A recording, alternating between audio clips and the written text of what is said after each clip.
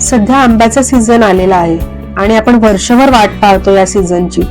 कधी आंबा बाजारात येतो आणि कधी पहिला आंबा खातो, असे लहानांपासून मोठ्यांपर्यंत सर्वांनाच वाटत असतं. त्यात पुन्हा बरेच पदार्थ आपण आंब्यांपासून तयार करतो.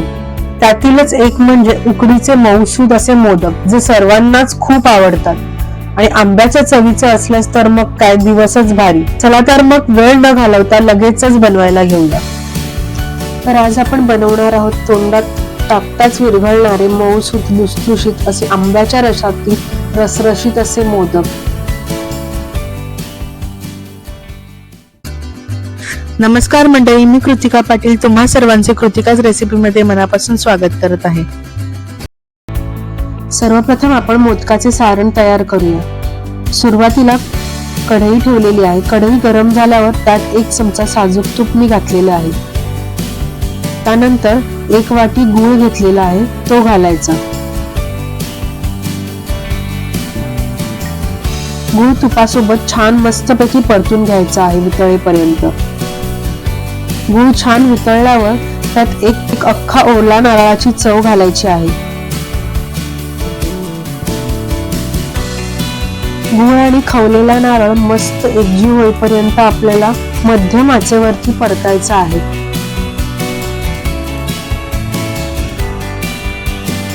छान मस्तपैकी परतून घ्यायचं.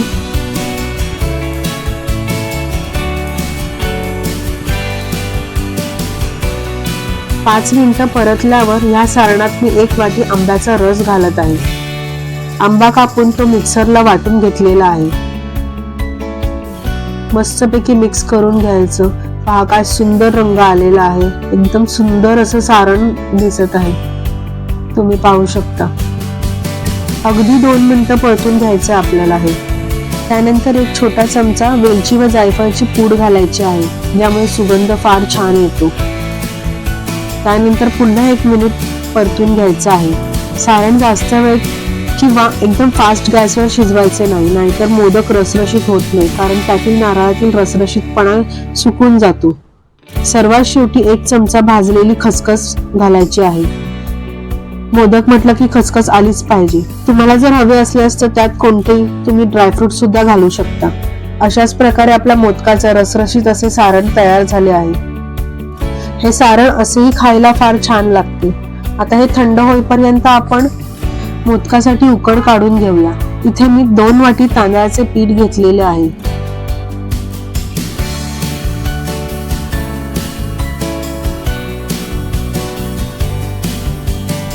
दोन वाटी तांदळाच्या पिठासाठी इथे मी 1 वाटी पाणी घेतलेले आहे. सोबतच 1 वाटी आपला आंब्याचा रस घेतलेला आहे. जर तुम्ही आंब्याचा रस नसेल वापरणार तर 2 वाटी पाणी वापरावे. आता पाणी आणि आंब्याचा रस मस्तपैकी मिक्स करून घ्यायचं आणि त्याला उकळी काढून घ्यायची. त्यातच मी आता 1 छोटा चमचा साजूक तूप घातलेला आहे व चवीनुसार थोडंसं मीठ घातलेलं आहे. मस्त मिक्स करून घ्यायचं एकजीव होईपर्यंत. या मिश्रणाला छान उकळी आल्यानंतर त्यात आपल्याला 2 वाटी जे आपण तांदळाचं पीठ घेतलेलं आहे ते थोडं थोडं करून घालायचं आणि छान मस्तपैकी एकजीव होईपर्यंत मिक्स करून घ्यायचं. हे मिक्स करताना गॅस आपल्याला स्लो ठेवायचा आहे. आता तुमच्या आंब्याला जर असा फार छान असा केशरी रंग नसल्यास तुम्ही पाण्यात केशर घालून उकळू शकता किंवा फूड कलर देखील ऍड केला तरी चालेल. छान मिक्स झाल्यानंतर गॅस बंद करून वरती झाकण देऊन अगदी 5 मिनिटं ठेवून द्यायचं आहे. त्यानंतर ही उकड एका मोठ्या पसरट परातीत काढून घ्यायची आहे. उकड ही गरम असतानाच छान मस्तपैकी थोडं थोडं पाणी घेऊन मळून घ्यायची आहे. मस्तपैकी छान मऊसूद अशी मळून घ्यायची. पीठ आपण जितकं छान मळणार तितकेच मोदक छान वळले जातात. कुठेही न फाटता किंवा कुठेही चिरा न पडता छान मस्त असे मोदक आपल्याला वळता येतात. गोळा छान मस्तपैकी मळून झाल्यावरती सर्वात शेवटी 1 चमचा साजूक तूप घालून पुन्हा 2 मिनिट मस्त छान मळून घ्यायचं आहे.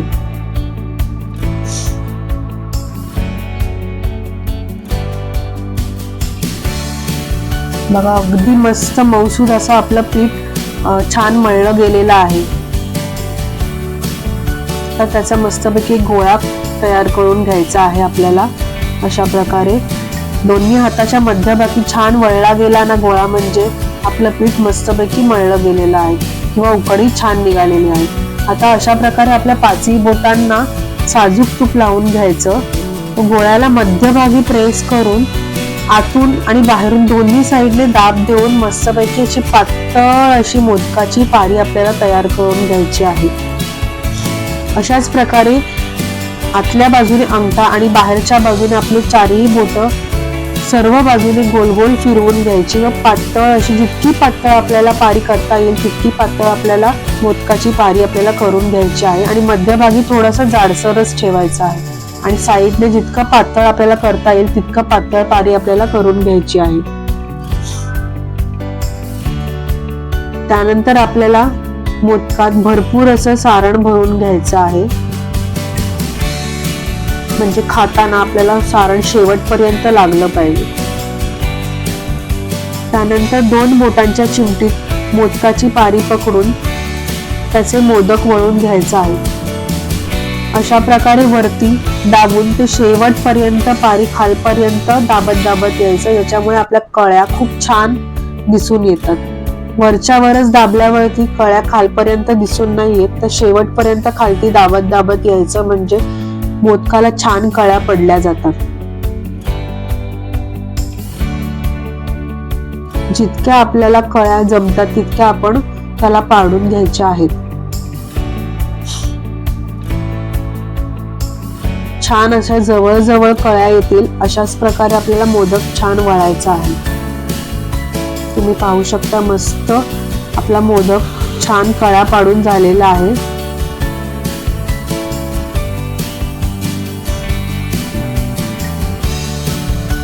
आता त्याचे तोंड व्यवस्थित असं हलगत हळू हाताने, जास्त दाब न देता अशा प्रकारे गोल गोल फिरवून त्याचं टोक काढायचं आहे मोदकाचं. आणि अशाच प्रकारे आपला मस्तपैकी मोदक वळून झालेला आहे. तुम्ही पाहू शकता किती सुंदर दिसतोय.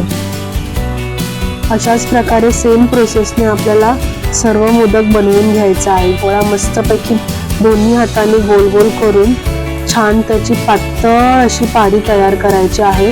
त्यानंतर सेम प्रोसेस मध्ये आपल्याला मोदक आपल्याला वळून घ्यायचा आहे. मस्तपैकी कळ्या पाडून घ्यायच्या. मध्यभागी थोडंसं जाडसरपणा ठेवून 2 बोटांच्या चिमटीमध्ये वरचा भाग दाबून शेवटपर्यंत खालपर्यंत ती कळी दाबत जायची, म्हणजे कळ्या अगदी उत्तम प्रकारे तयार होतात व दिसतात. मस्तपैकी भरपूर असं सारण भरायचं आणि छान मस्त मोदकाचं तोंड बंद करून मोदक तयार करून घ्यायचा आहे.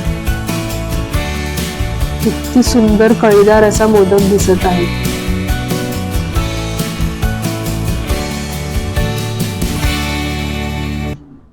अशाच प्रकारे सर्व मोदक आपल्याला वळून घ्यायचे आहेत.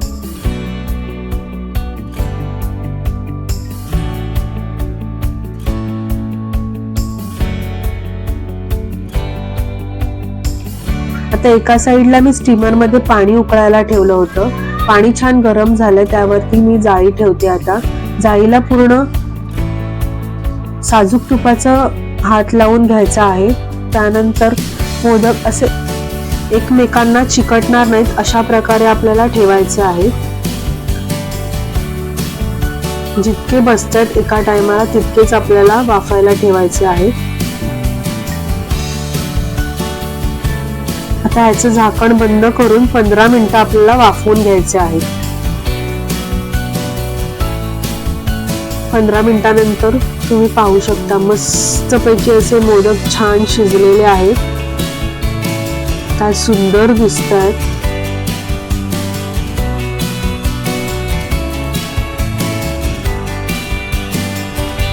आता पुन्हा मी मोदक जे राहिलेले आहेत ते उकडून घेत आहे.